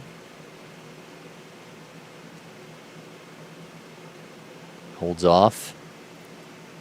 I think Hunter Martin's claim the other day on the broadcast couldn't have been backed up better. Yeah. This is a lineup full of players ready to show out. And I can't wait to see how many of these guys in 2 years we're talking about them again being part of the future games. I mean, they might be here if we're running back the super sophomore games for the Southeast next year. Yeah. We might see them again. Yeah, could see them next summer for super sophomore. Become then very the following familiar summer. with LakePoint sports at the end of July. That's right. Way under 3-1 is driven. He's going to run it Sky out. high. Shortstop has it. Will be an out. Runner will hold at third. Feels like it's been too long for that to be the second out. Yeah. Tennessee's just been hanging out on offense. Colin Haskins is 1 for 2, a run driven in. Going to see if he can get himself a second run driven in, try and join the 3 guys ahead of him in the order with multiple RBIs.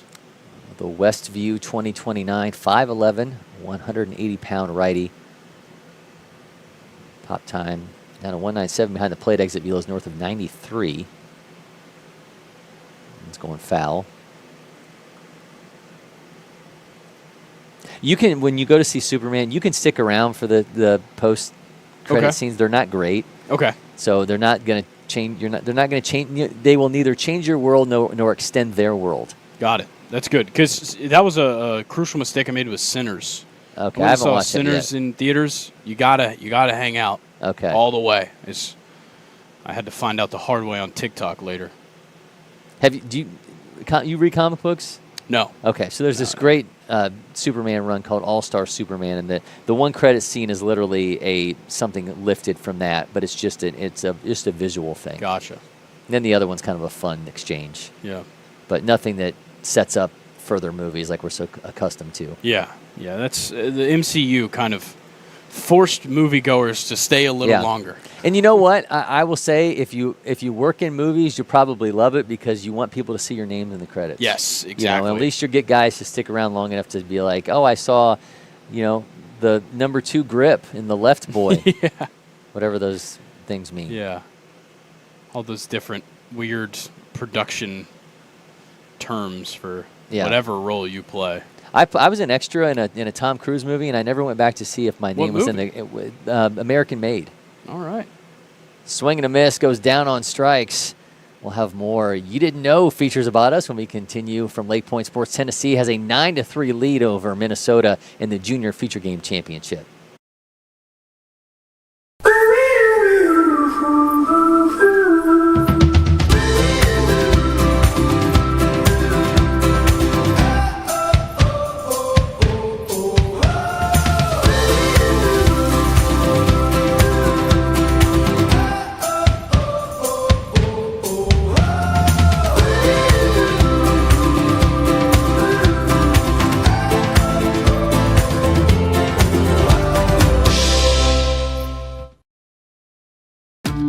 Windscreen Factory, more than just windscreen. We're a full-service sports facility contractor. We manufacture windscreen for sports and construction, do fence repair and installation, and fabricate field netting and batting cages. In addition to manufacturing the products, we also install upon request. We make safety padding for backstops, rails, and walls, as well as full-service print shop with logo, branding, and signage capabilities. Please call us for a quote today. At IHG's Holiday Inn Express, you can take on Miami, Mexico City, or Minneapolis. Fuel up with free hot breakfast, all while earning points for free nights with IHG One Rewards. Guest how you guessed at IHG Hotels and Resorts.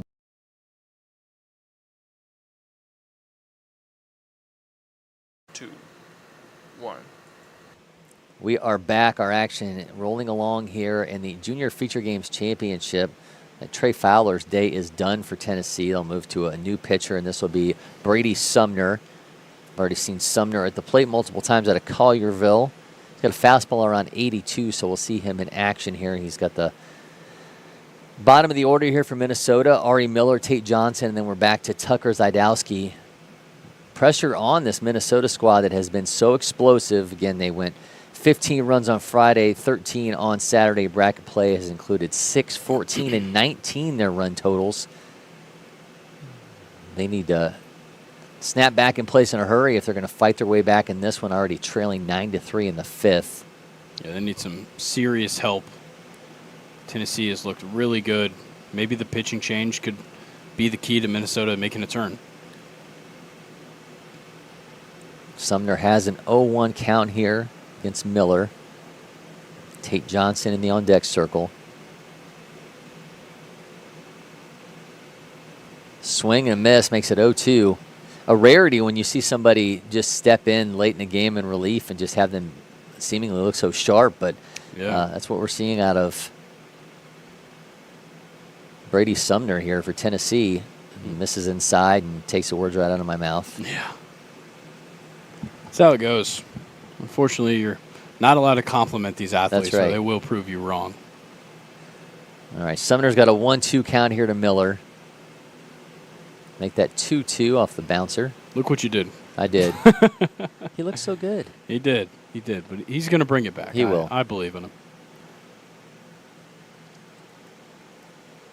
Miller is 1 for 1.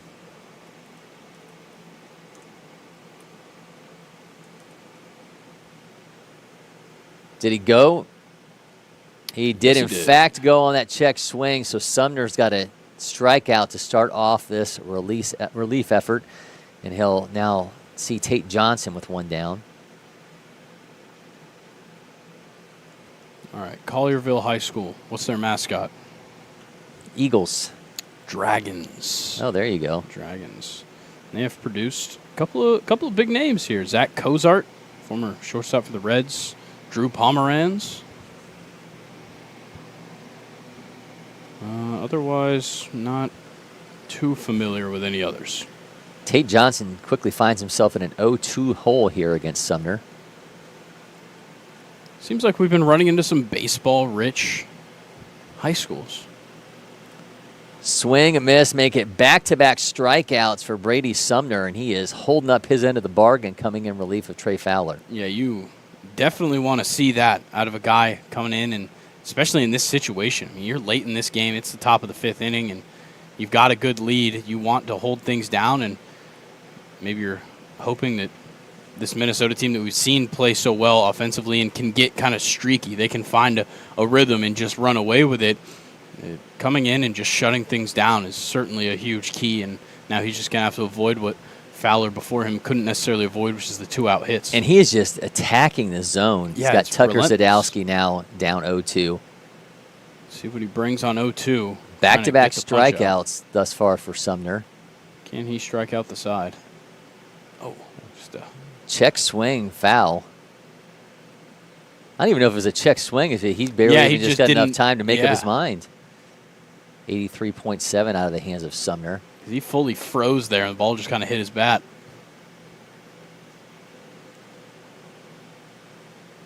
Sumner goes to the breaking ball, misses. Counts now going to be 1-2. Getting a nice tan on my left leg. Well, so is our fan above over there by the LakePoint Live banner. That one's put in play. And he caught it. Oh, he caught it. What an awesome defensive effort at first base. A very quick inning for Brady Sumner as he comes in relief. And Tennessee continues to lead 9-3 when we come back from LakePoint Sports.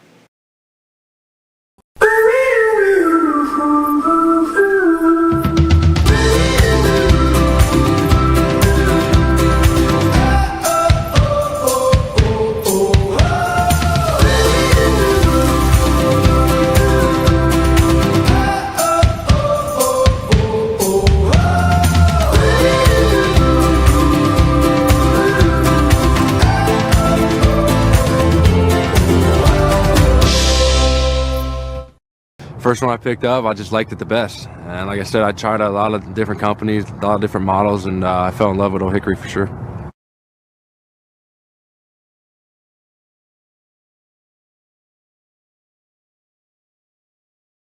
With its unbeatable power and its versatility, the Eminence 605 grill from Atlanta-based Monument Grills lets you grill like a pro. Learn more about the Eminence 605 and their other grills at monumentgrills.com. Welcome back. A new pitcher on the mound for Minnesota, Tucker Zadowski. Tucker actually just ended the inning at the plate for Minnesota. Now he'll get a chance to redeem himself on the mound. Trying to hold Tennessee at bay here, give Minnesota an opportunity late in this game. Tennessee has taken absolute control of this one. They gave up 2 runs in the first inning. We exited that all notched up at 2-2, and then Tennessee scored 4 runs in the second, added 3 more in the fourth. Minnesota's only run since that first came in the top of the 4th inning. So we set at 9-3 here in the bottom of the 5th. 10 hits thus far for Minnesota, 8 for Tennessee. Your read on Zadowski as a pitcher. We got fastball around 74, changeup 64 to 67, curveball 58 to 61.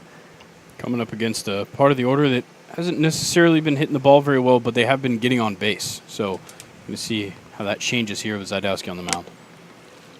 It'll be Cannon Jewell, then Brady Sumner, Luke Davidson. Yeah, none of them recording a hit so far in this game, but a combined 3 walks between them. I think we actually switched and moved some different guys into the lineup. This is actually number 18, so that was not Cannon Jewell. Don't believe there was actually an 18 listed on the roster unless they moved somebody in. Yeah, I don't remember an 18. I don't see one on my notes. So a mysterious player grounded out to short, and the first baseman didn't stand on first when he received the ball, so we went ahead and just made the tag and got the out at first. This is Brady Sumner, who looked really good coming in relief of Trey Fowler. Couple strikeouts had Zadowski down to 2 strikes. And so the scorers put in Oliver. Okay. So Reed Oliver. That was a 15, not 15, not an 18. So yeah, the 5 and 8 looking a little similar here from this vantage point. So Reed Oliver grounds out to start out the inning. Reed, who just was out number 1 at a Siegel High School. So he replaces Cannon Jewell. Now it's Brady Sumner. Sumner, 96.3 off his bat. That is going for an absolute ride. That is all the way to the wall. Brady Sumner is going to make his way into third. Now he's going to hold at second. Could have easily made it to third. Wow, just a laser off the bat of Brady Sumner, 96.3, and he's standing at second base with a 1-out double. This guy can do it all. Got up on the mound, threw 2 strikeouts for his first 2 outs, got himself out of an inning and 3 batters, and then comes up to the plate and hits a missile to the outfield. He went 96.5 during workout day on the exit velo, nearly equaled that there off that double, and he's getting a courtesy runner. That's incredible stuff right now from Brady Sumner. So this is Bo Daniel stepping in now, and Luke Davidson's spot in the order. Bo out of Christ Presbyterian Academy, home of Eli Dickey. Yep.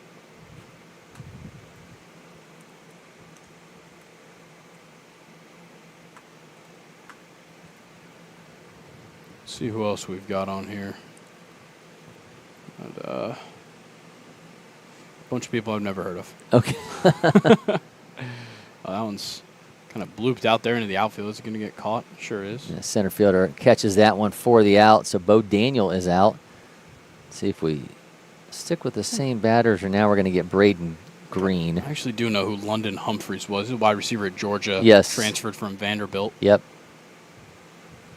Braxton Key played for the Denver Nuggets, but didn't actually graduate from Christ Presbyterian Academy. He was there for 8 through 11 and then transferred to Oak Hill.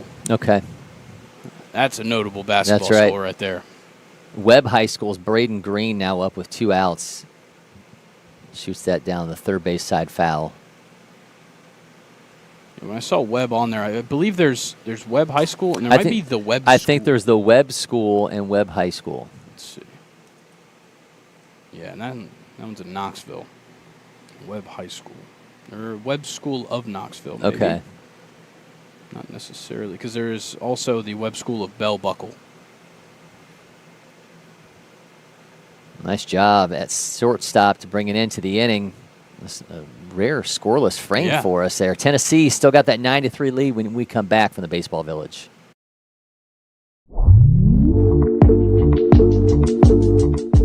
Babe Ruth, Hank Aaron, Rivera, and then Big Papi. I have to go Acuna, Chris Hale, Mike Trout, Babe Ruth. David Ortiz, Ted Williams, Chipper Jones, and Mickey Mantle. We are back. The championship game of the junior feature games. I almost said the 17U national champ. That's how long we've been doing this stuff. We're all out of it. That was on Tuesday, last Tuesday. So we have been just nonstop since then. Yeah, we've gone every day since last Tuesday with broadcasts, and I think when I was adding it all up, it's going to end up being almost close to 20 hours. Yeah. That we put on air during this time period, and it's almost like a brain fog kind of situation. But we're certainly excited to bring you this culmination of it all here. Brady Sumner back on the mound here for Tennessee. They lead 9-3 over Minnesota. And where are we at in the order here for Minnesota? We are at J.J. McEnemy, Cade Vanek, and Owen Brookins as they try to fight back in the top of the sixth, the 9-3 game. Yeah, I think if you go back to last Saturday's broadcast and add up all the hours by the time this one's over, you might be looking at a full 24 hours. Yeah, it's been a lot. 8-day span. Yeah. I couldn't even tell you some of the things. Like if you've watched a lot of it and we've repeated conversations, I apologize. You probably have. It's it's a feat filling this much time. That one is roped 85.6 off the bat of McEnemy. Looks like it got caught. It did, in fact, get caught as McEnemy's going to make his way back to the Minnesota dugout, and that'll bring up Cade Vanek with 1 out. I'll quiz you on a fun fact from one of the broadcasts. Name one of the alumni that is not an MLB player from Harvard Westlake. Not Heather Locklear. Okay, there we go. I was going to go Jason Siegel. Well, I was just so dumbfounded that you didn't know who she was that it stuck with me. 0-1 count here to Vanek. Give us Stillwater Area High School in Minnesota's most famous alumni.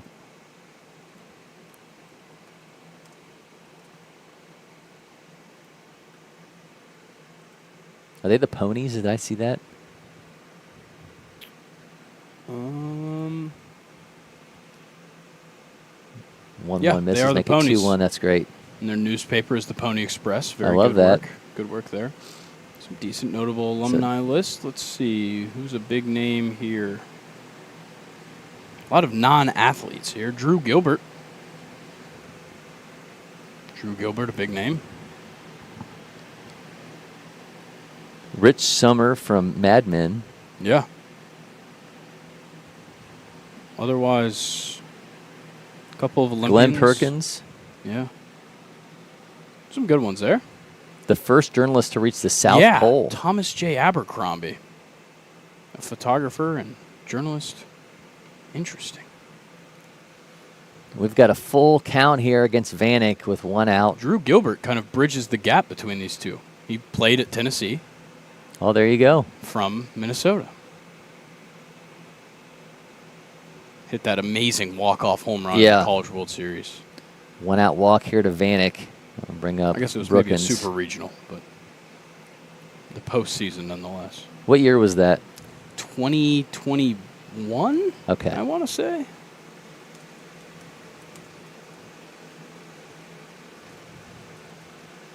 Yeah, it was against Wright State. That was actually 2020. 2021. Just an amazing bat flip from Drew Gilbert on that one. I don't think so. He and Hunter Martin never would have overlapped in the roster because Hunter was done in Knoxville in 2017. Yeah. Man. Watching that one back just disappears into the Knoxville sky. Owen Brookins at the plate, 1 for 2. Got a runner at second. 1 down here in the inning for Minnesota. Did we get word? Are they playing a full 7, or is this? Are we slaves of time in this one? I have no idea. I'm just been operating with the assumption we're playing a full 7. Yeah. But we have a 6-run lead, so maybe they get flexible here. Time-wise, because we go off the 2-hour clock that's always set here, we should only have about 6 minutes left if we were playing the 1:45 game. We're going to watch it in full just like all the rest of you here. There's now 2 down in the inning. Brookins strikes out and brings up Abe Hansen. If your name's Abraham, typically you go by Abe, but it'd be cool if somebody went by Ham. If he was like good. Ham Hansen. Yeah. I mean, how awesome a name would that be? I do like Ham as a nickname for Abraham. But he should just go by Ham Hansen. So I'm wondering, I keep seeing the spellings differently. If there's no A at the end. It's Abram. It's Abram, right? Yes. And I believe that's what Hansen is. I could be wrong, but I believe Hansen is Abram. Okay. Yeah, that's what we've got here on his profile is Abram. Okay. So I don't know if he could go by Ham. He really doesn't want to go by Ham. Yeah, unless he just went by H.M. Hansen, which sounds like a great author. He could go by Yeah, or yeah, kind of indecisive maybe. Yeah, Hansen. Maybe he puts an I in there and he's him. Maybe. We'll see if Abram Hansen is him here with 2 down in the inning, a 2-1 count. Runner at second. Make that 3-1.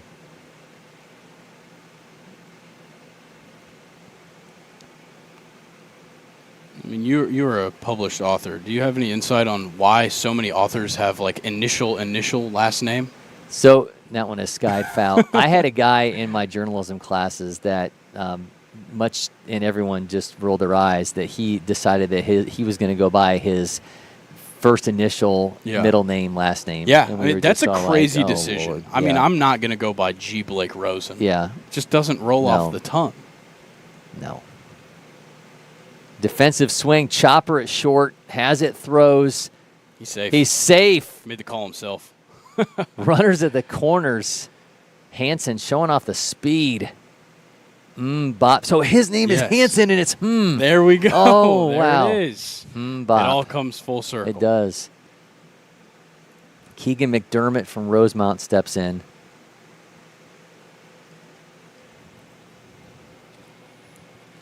But yes, very pretentious, I think, when you go by the first initial, middle name, last name.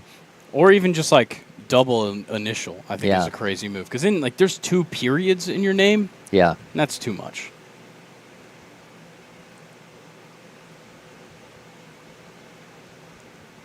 The 1-0 swings through that, makes it 1-1. But I do like it when it's like we have GT Taylor right here. That works for sure. Where GT's now committed to, he was Virginia Tech. I think he flipped. We've had him here the past couple summers. Kansas. All right, GT's now committed to Kansas, was previously Virginia Tech. But I think that's cool, right? When you've got like middle initial, you got first name, middle initial when you put them together like that. Like a good, like a CJ. Yeah. Because the 1-2. Oh, yeah. Punch out. Mike Tyson style. Through another inning, 9-3 is the lead for Tennessee. They just call ball game? They just did. We're celebrating. That was the end of the game. That really was the knockout punch coming from Brady Sumner. Tennessee bounces back, gets the big-time victory, 9-3 over Minnesota. They trailed 2-0 going into the bottom of the first, and they just absolutely took control. 2 runs in the first, 4 in the second, 3 in the fourth. And they are junior feature game champions. We didn't even know it was going to end that quickly. No. It's all over with. Tennessee is your winners. We're going to take a break here in studio. We'll come back with Aspen Hospitality Group, Moment That Matters, talk MVP/player of the game, and this one is so much more when we return from the Baseball Village.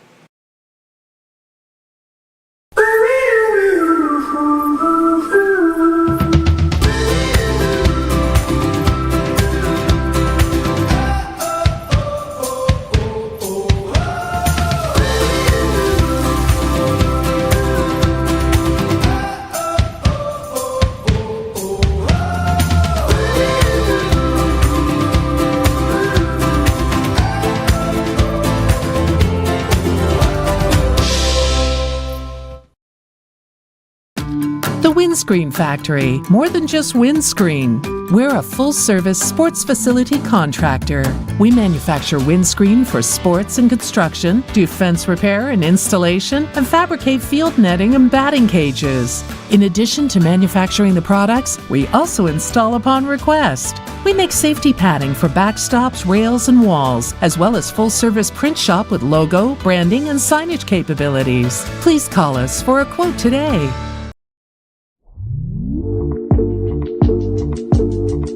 Football and probably okay. I'd be the best golf player to ever live. I'd probably play football, tight end, or I'd be the best Clash Royale player. I was 12 years old at Cooperstown, and my mom said if I hit a home run in Cooperstown, I could get a phone.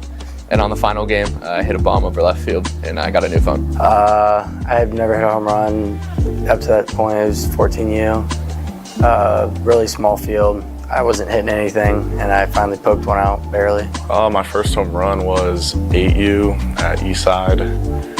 I think I was on the worst team in the whole league, and then hit the home run, and we kind of turned the season around.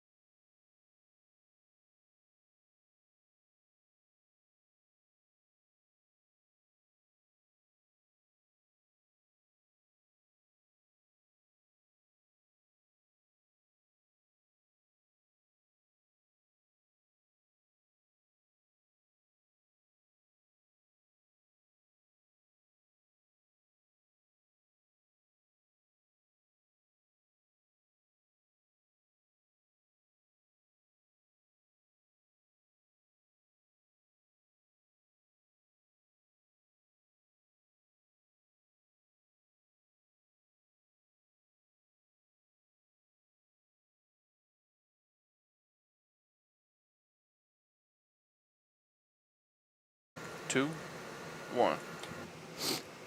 You can be sad that it's over, but we got to smile because it happened. Yeah. The Junior Feature Games Championship brings an end to our Feature Games coverage. 9-3 is the win for Tennessee over Minnesota. They trailed 2-0, and they just woke up offensively and just put on an absolute show. It was unbelievable, and it was just kind of step by step. They tie it up with the 2 runs, and then the pitching was really good and just kind of held off the attack from Minnesota from there on out. But the bats woke up a couple of times in this game, and it proved costly for Minnesota, who just kind of couldn't get things going after that big first inning. Let's go to our Aspen Hospitality Group moment that matters, and that comes off the bat of Barrett Gates. Now, he was credited for a single here, but this got really dicey as he puts the ball in play, and he is taken off for second base off the throw home. It's cut off by the pitcher. He makes a throw to second, but it goes into the outfield, and Barrett Gates is absolutely off to the races, ditches his helmet in the process. He's chugging, folks. He's making it all the way home. Yeah, he won't call that a single. That's his big-time Junior Feature Games home run moment. Yeah, If you're asking Barrett Gates about that pretty one. awesome, and ditching the helmet and just maybe putting the most effort I've ever seen into getting to home. But great work, good heads-up base running, and way to just capitalize on some errors, which is something they did so well in this game. The whole team, and you go up and down that lineup for Tennessee, they did one thing especially well in this matchup, and that was taking advantage of opportunities provided to them by Minnesota, and they walk away as Junior Feature Games champions. Let's go on to our player of the game, who just happens to be the Junior Feature Games MVP, and that's Mason Kelly. This guy had a whale of a tournament. He ends up going 9 for 14 with a home run, 2 triples, 10 RBI, and he had another big day today in this win over Minnesota, going 3 for 2 with 3 runs driven in. Yeah, 2 for 3. 2 for 3. He was so good, I'm flipping it around. Yeah, but he just kind of would not stop there. He broke the tie at 2-2 with a 2 RBI single, then comes up later in the game an RBI triple. He was just unstoppable, and he bounces back from starting off this game by striking out in the first inning. One of the few guys actually got out there at the top of the order.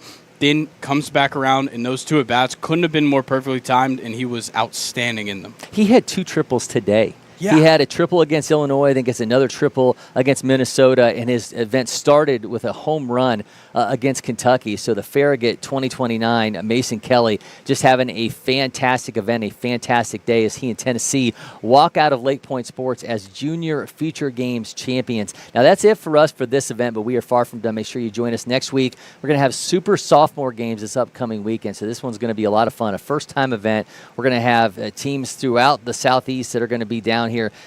Who all we have coming down here for that one? The event will include Alabama, Florida, Georgia, Mississippi, and Tennessee squads. These are guys we used to sometimes see on the back end of Feature Games rosters.